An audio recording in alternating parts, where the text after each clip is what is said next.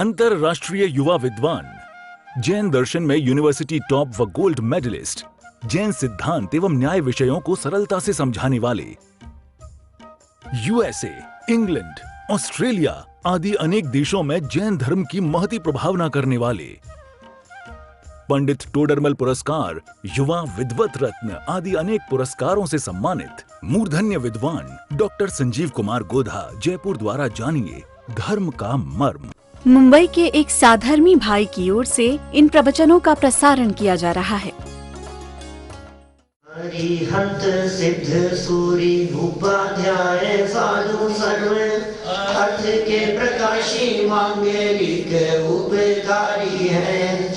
इनको स्वरूप जान रागते वही जो भक्ति आए को रमाई स्तुति को उचारी है। धन्य धन्य तीन ही ते काज सब आज भरे कर जोड़े बारे बारे वंदना हमारी है। मंगल कल्याण सुख ऐसो हम चाहते हैं। ओ मेरी ऐसी दशा जैसी तुम्हारी है। ओ मेरी ऐसी दशा जैसी तुम्हारी है। ओ मेरी ऐसी दशा जैसी तुम्हारी है। क्षत्र चूड़ामणि नामक ये ग्रंथ, इसके आधार से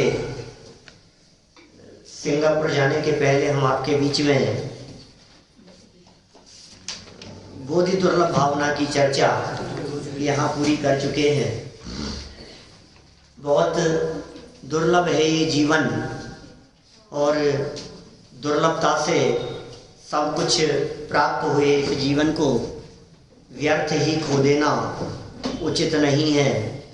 इस प्रकार की भावना जीवनधर स्वामी यहाँ अपने चित्त में भा रहे थे और ये भावना भाते भाते उन्होंने रत्नत्र रूप धर्म की वृद्धि के सतत प्रयत्न करने की भावना भाई। उन्होंने विचार विकल्प किया कि सम्यक दर्शन, सम्यक ज्ञान और सम्यक चारित्र रूप रत्नत्रय ये हमारे जीवन में कैसे भी करके प्रकट हो ही जाना चाहिए, क्योंकि यदि रत्नत्रय प्रकट नहीं हुआ तो बाकी सब कर लेना कुछ काम नहीं आएगा, सब व्यर्थ है। व्रत, प्रतिमा, उपवास, नियम, संयम, त्याग, तपस्या, दान, स्वाध्याय, भक्ति, पूजन, तीर्थ क्षेत्रों की वंदना, आप कुछ भी कर लो, रत्नत्रय के बिना वो कुछ लाभ प्राप्त होने वाला नहीं है। सभी कुछ रत्नत्रय के बिना व्यर्थ है। इसलिए निरंतर उसके प्रयत्न करने की भावना भाई। और ये जो रत्नत्रय है, ये रत्नत्रय है धर्म, रत्नत्रय धर्म है। तो अब यहीं से बात शुरू होती है धर्म अनुप्रेक्षा। रत्नत्रय भी धर्म है और 10 लक्षण भी धर्म है। 10 लक्षण पूरे हुए। कल चतुर्दशी,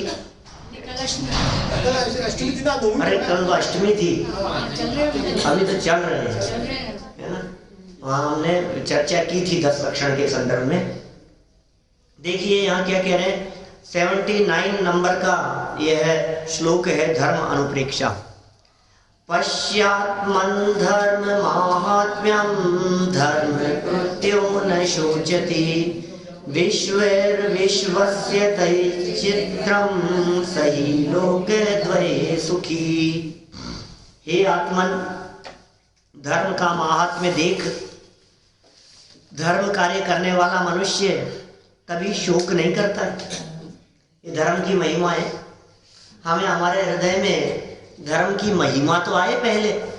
धर्म की महिमा ही नहीं होगी तो फिर कुछ भी करो आप दुखी होते रहोगे। ये कह रहे हैं हे आत्मन, धर्म का महात्म्य देख। धर्म कार्य करने वाला मनुष्य कभी शोक नहीं करता है और सब मनुष्य उसका विश्वास करते हैं। निश्चय से आश्चर्य है, वह दोनों लोकों में हमेशा सुखी रहता है। देखो, ये धर्म ही एकमात्र ऐसा है जिससे ये जीव सुखी है। जगत में ऐसी बहुत सुंदर पंक्तियां बचपन से सुनते रहे हैं, आप लोगों ने भी सुनी होगी। धर्म करत संसार सुख, धर्म करत निर्वाण, धर्म पंथ साधे बिना नर त्रियंच समान। सुनिए आप लोग, ऐसे दो लाइन है। धर्म करत संसार सुख और धर्म करत निर्वाण, दोनों बातें हो गई। धर्म करने से संसार सुख भी मिले, लौकिक सुख भी मिले, और धर्म करने से मोक्ष सुख भी मिले।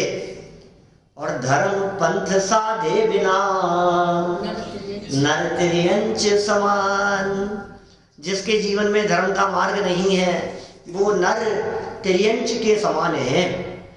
यहाँ एक सहजी जिज्ञासा हमारे चित्त में खड़ी होती है कि धर्म करने से संसार और मोक्ष सुख, ये दोनों बातें बता रहे हो। संसार और मोक्ष ये तो विपरीत है एक दूसरे से। जिस कारण से मोक्ष मिले उससे सांसारिक सुख कैसे मिले, और जिससे सांसारिक सुख मिले फिर उससे मोक्ष कैसे मिले?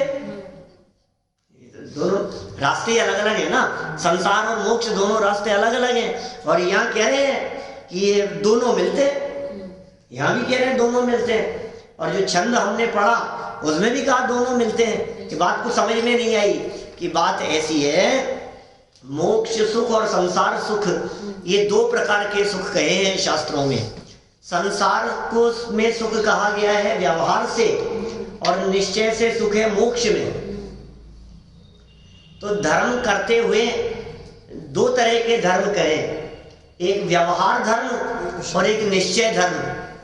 बोले निश्चय धर्म तो मोक्ष का कारण है, और व्यवहार धर्म जो कि शुभ राग कहा जाता है, व्यवहार धर्म जो कि शुभ भाव कहा जाता है, व्यवहार धर्म जो षट आवश्यकों के पालन रूप परिणाम कहे जाते हैं, जिनेंद्र देव की पूजन, देव पूजा, गुरु उपासना, स्वाध्याय, संयम, तप, दान दिया जाना, तीर्थ क्षेत्रों की वंदनाएं आदि करना, इन सबको व्यवहार से धर्म कहा जाता है। और व्यवहार धर्म करने से जो पुण्य बनता है उस पुण्य से लौकिक अनुकूलताएं मिलती है। संसार सुख का मतलब लौकिक अनुकूलताएं, पुण्य बनता है। पुण्य के उदय से बाहरी परिस्थितियां अनुकूल होती हैं, सब कुछ ये संसार सुख है। और असली जो धर्म है निश्चय धर्म, उससे मिलता है निर्वाण। तो बात गलत नहीं है। धर्म करत संसार सुख और धर्म करत निर्वाण, और धर्म पंथ साधे बिना नर त्रियंच समान। अपने पंडित प्रवर टोडरमल जी साहब ने इसी जिन मंदिर में बैठकर मोक्ष मार्ग प्रकाशक ग्रंथ के पेज नंबर 7 नंबर पेज पर उन्होंने बात कही, अरहंत आदि से प्रयोजन की सिद्धि। पंच परमेष्ठियों से, अरहंत भगवान से अपने कोई प्रयोजन भी सिद्धता है कि नहीं? तो उन्होंने कहा क्यों नहीं सिद्धता है, उनके बताए हुए मार्ग पर चलोगे तो तुम्हें मोक्ष मिल जाएगा, उन जैसा बन जाओगे। फिर प्रश्न उठाया शिष्य ने, शिष्य के मुख में रख के, मोक्ष मोक्ष तो ठीक है मोक्ष तो ठीक है, तुम तो ये बताओ हमारे घर में शांति रहेगी कि नहीं? वो तो ठीक है, तुम ये बतलाओ हमारे परिवार में अनुकूलता रहेगी कि नहीं? तुम ये बतलाओ हमारा बिजनेस चलेगा कि नहीं, दुकानदारी चलेगी कि नहीं? तुम ये बतलाओ हमारी तबीयत ठीक रहेगी कि नहीं? और शब्द दिए पंडित जी ने कि लौकिक प्रयोजन की सिद्धि भी होती है क्या? तो पता है क्या कहा उन्होंने? अवश्य होती है, अवश्य होती है। आप हम यदि होते तो क्या जवाब? अरे नहीं नहीं, लौकिक वौकिक कुछ नहीं। वो उन्होंने लिखा सब यहीं बैठ करके शास्त्र में लिखा कि तुम यदि भगवान की पूजन भक्ति करते हो तो तुम्हारे घर गृहस्थी के, व्यापार रोजगार के, शरीर आदि के ये सब प्रयोजन भी सधते हैं, ये सारे काम भी होते हैं, सहजता से होते हैं। कि साहब कैसे होते हैं? कि भगवान की भक्ति यदि तुम निस्वार्थ भाव से करते हो तो उससे जो पुण्य बंधता है उस पुण्य से सब काम होते हुए दिखे जाते हैं। काम भगवान नहीं करेंगे, समझना, भगवान नहीं करेंगे, लेकिन जो तुम्हारे हृदय में जो भक्ति का भाव था जो पूजन करने का भाव था, जो भगवान के गुणानुवाद करने का भाव था, ये भाव शुभ भाव था, ये भाव मंदकषाय रूप परिणाम था। इन परिणामों को उज्जवल परिणाम कहते हैं, और इन उज्जवल परिणामों से पिछला बंधा हुआ पाप पुण्य में कन्वर्ट हो जाता है, पुण्य में बदल जाता है। पूर्व का बंधा हुआ थोड़ा सा पुण्य वो विशेष रूप से फल प्रदान करने वाला होता है, और जब पुण्य प्रकृतियों का फल आता है तो सर्व प्रकार की अनुकूलताएं मिलती है। तो उन्होंने सिद्ध किया कि अरहंत भगवान से, सिद्ध भगवान से, पंच परमेष्ठियों से, नमोकार मंत्र बोलने से इन सब से लौकिक प्रयोजन की सिद्धि भी होती है। लेकिन काम एक लाभ दो। हाँ, काम एक, अब कभी सुनो गजब की बात, ये सारा प्रकरण देने के बाद क्या आखिरी लाइन में जाकर के उन्होंने थोड़ा सा कस दिया। उन्होंने क्या कहा कि सुन भाई, होती तो है लेकिन ये प्रयोजन रख करके भक्ति करना ठीक नहीं है। दिमाग में ये बात रख करके कि यार मेरी तो तबीयत ठीक हो जाएगी इसलिए मैं जाया था यार, एक चक्कर लगा ही आता हूँ, महावीर जी जाया था, थोड़ा सा देखो भगवान थोड़ा सा सुन लेंगे मेरी भी। मतलब ये सोच के मत करना। बात समझ में आ रही है? लौकिक प्रयोजन रख के भगवान की भक्ति स्तुति करना किंचित भी योग्य नहीं है। बोले निस्वार्थ भाव से करो, भगवान के भक्त बन करके करो, भिखारी बन करके मत करो। प्रयोजन तो सत्य है, काम तो होते हैं धर्मात्माओं के, ज्ञानियों के, अपने आप सारे काम सदते हुए देखे जाते हैं। अरे तुम विकल्प करो और काम हो जाता है। इधर तुमने विकल्प किया और उधर वो काम हो गया। कहो नहीं किसी से कुछ आदेश देने की, निर्देश देने की, काम कराने की, कहने कोई जरूरत नहीं है। तुम्हें विकल्प आते ही काम होते हुए दिखाई देते हैं। ऐसा होता है, अपने आप इस जाति का पुण्य होता है। विशेष जाति की पुण्य प्रकृतियां बनती है धर्मात्मा जीवों के। इसलिए भाई ये यहाँ अरे लकड़ी घुमाते थे वो लोग, कहते थे कि ये जादू टोना करते हैं कुछ। बोलो इससे कुछ हो जाता है। समझाया था उन्होंने, ये आपने कहा वही समझाया था। हाँ, ऐसा नहीं, ऐसा नहीं, ऐसा साफ इनकार किया था। बहुत गलत फहमी है जी। सबको ऐसा लगता है देखो मैंने ऐसा किया था ना इसलिए ऐसा हो गया। देखो 8 दिन पहले तो हमने विधान रचाया और 8 दिन बाद में तुरंत कोई चांस नहीं थे और एकदम कुछ ऐसी पार्टी मिल गई जिससे लाखों करोड़ों का प्रॉफिट हो गया। ये निश्चित विधान का ही फल है। अब ये गलत मान्यता है भाई, जो भी हो तो पुण्य का उदय था, ये बात तो ठीक है ही, लेकिन मैं अगली बार फिर कराऊंगा इसलिए क्योंकि ये लाभ हो गया था। ऐसा मत रख दिमाग में बात मत रख। भगवान वीतरागी है, वीतरागी भगवान की वीतराग भाव से स्तुति की जाती है। जो जैसे होते हैं उनकी स्तुति भी उसी प्रकार से की जाती है। वीतरागी को लख वीतरागी बनो, बस ये उपाय है। वीतरागियों को देख करके वीतरागी बनो, फिर समझ लो कि भव भव का फेरा गया। बस फिर आप समझ लीजिए कि भव भव का आपका फेरा मिट जाएगा, लेकिन वीतराग भाव से। सुंदर पंक्तियां थी, देखिए सरल अर्थ में पुनः उसी बात को रिपीट करेंगे। हे आत्मन, तुम धर्म की महिमा को तो देखो, ये धर्म की महिमा है। जितनी महिमा जगत में किसी की दिखाई, ये जो चमत्कार दिखाई देते हैं ये सब स्वयं होते हैं, महिमा धर्म की है। लेकिन ये धर्म की महिमा यहाँ इन्होंने लौकिक प्रयोजनों के अर्थ में नहीं कहा। ये धर्म की ही महिमा है कि धर्म करने वाले मनुष्य को दुख की प्राप्ति नहीं होती। तो फिर कोई व्यक्ति ये कहे कि धर्म करने वाले व्यक्ति तो खूब पैसे वाले होते होंगे, धर्म करने वाले व्यक्तियों को तो गाड़ी बंगला नौकर चाकर सब उसके कंट्रोल में चलते होंगे, धर्म करने वाले व्यक्तियों को तो अच्छे पद प्रतिष्ठा मिल जाती होगी, क्योंकि आप ये कह रहे हो धर्म करने वाला मनुष्य को दुख की प्राप्ति नहीं होती, दुखी नहीं होता। तो धर्म करने वाले व्यक्ति के तो परिवार में किसी का मरण नहीं होता होगा, क्योंकि धर्म फिर दुखी हो जाएगा। नहीं तो आप कह रहे हो धर्म करने वाला दुखी नहीं होता, तो धर्म करने वाले बीमार नहीं पड़ते होंगे कभी? धर्म करने वालों के तो नौकर छोड़ के जाते नहीं होंगे, क्यों भाई? धर्म करने वाला दुखी नहीं होता। भाई बात तो सच्ची कह रहे हैं, तू अर्थ गलत समझ रहा है।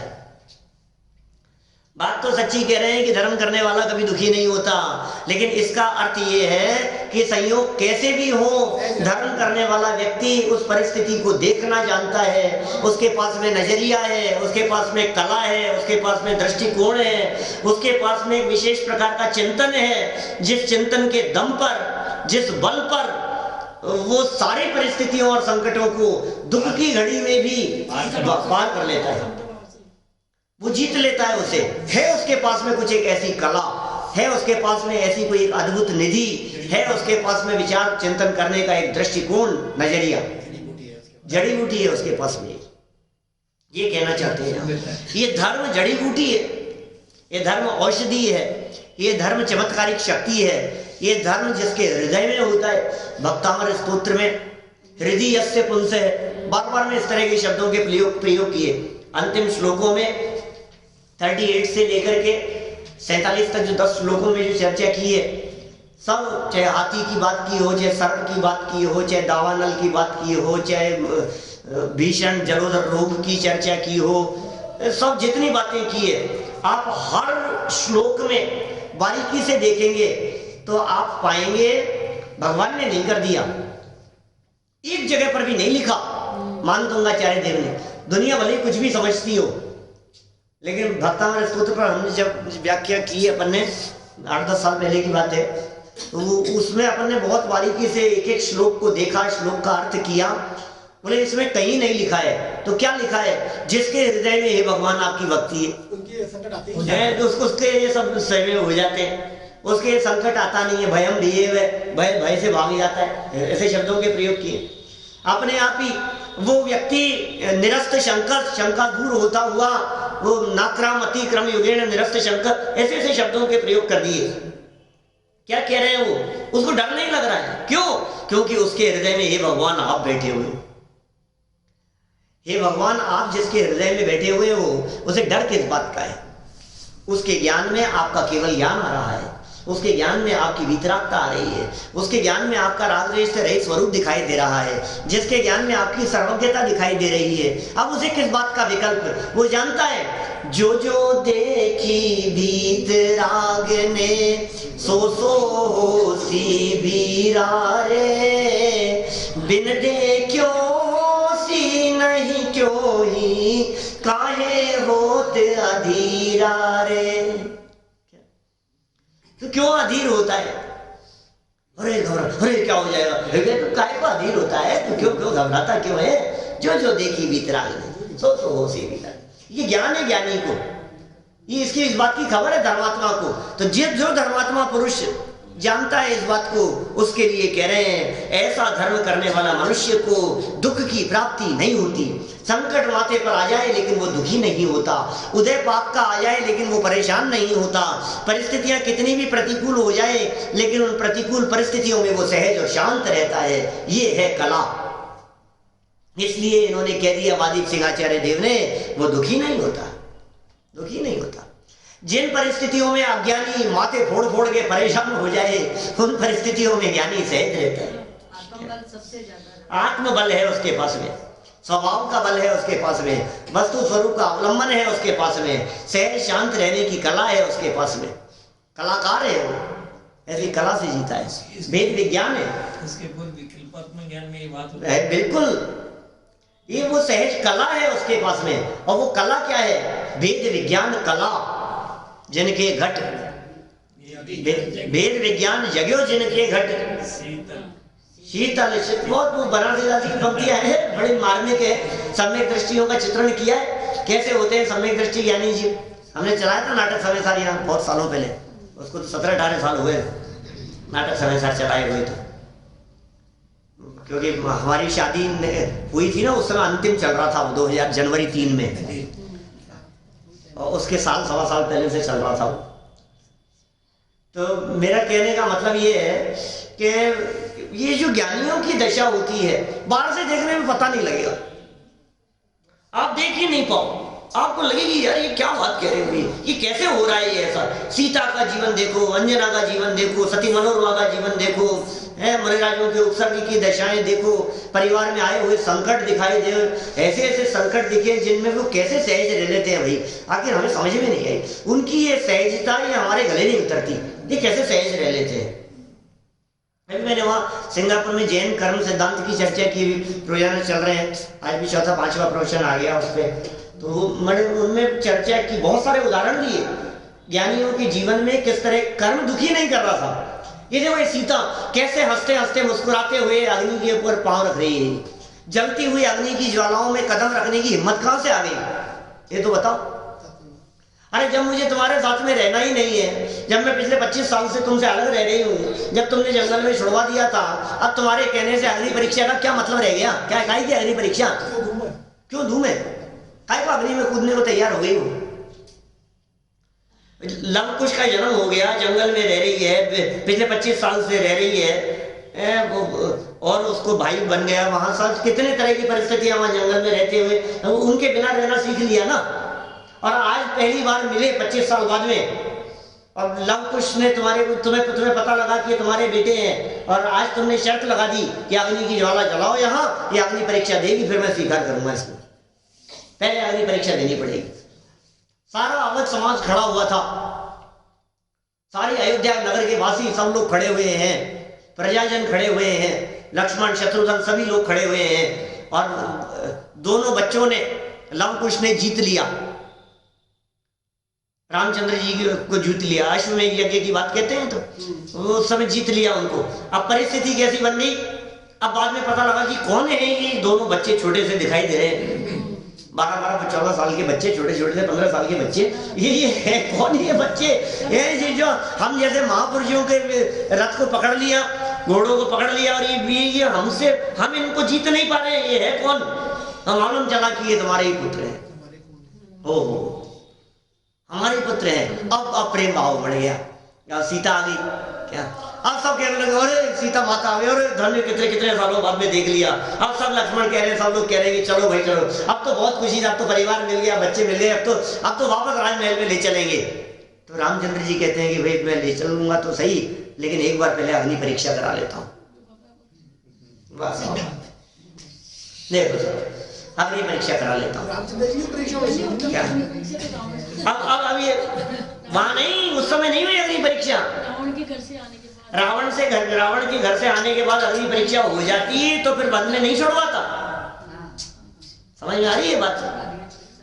रावण से घर में आने के बाद तो घर में रही, महीनों तक रही घर में, और बाद में प्रसंग बना तो चुपचाप रामचंद्र जी के द्वारा छुड़वा दिया गया जंगल में।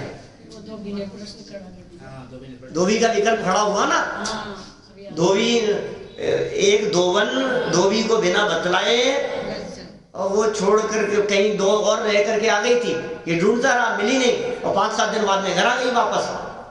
धोबी ने समझाया होगा जो कुछ भी झगड़ा हुआ होगा आपस में, और फिर धोबी ने रख लिया अपने घर में।